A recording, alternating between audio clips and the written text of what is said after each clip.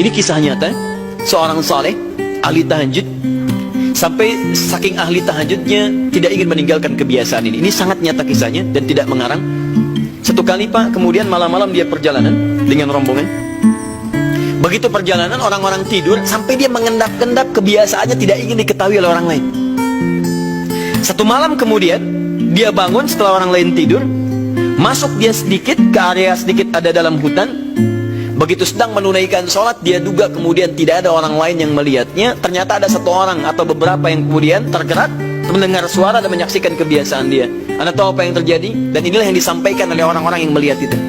Begitu sedang sholat, teman-teman sekalian, tiba-tiba baru bertakbir malamnya, lompatlah dikisahkan seekor harimau di depannya, dalam keadaan yang sudah lapar. Saya mau tanya pada bapak ibu, begitu sholat misalnya Allahu Akbar, tiba-tiba samping ada harimau. Wow, apa yang dilakukan? Kabur. Udah gak panjang pikirnya, kabur ya kan? Baik. Sekarang lihat apa yang beliau sampaikan. Begitu datang harimau itu, perhatikan ahli tahajud ini, dia ingat dengan janji Allah. Dia ingat dengan janji Allah. Perhatikan baik-baik ya. Kalau Anda sudah punya kebiasaan Qur'ani dalam jiwa Anda, maka ayat itu akan hadir membimbing Anda dalam setiap kesulitan Anda, apapun itu.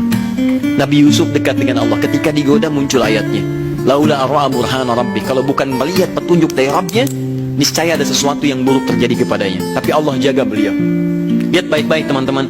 Begitu melompat harimau itu, kemudian dia katakan dalam jiwanya, lihat kalimatnya, ya khalqallah, hei makhluk Allah. Dia tidak katakan ya namar, hei harimau, tidak.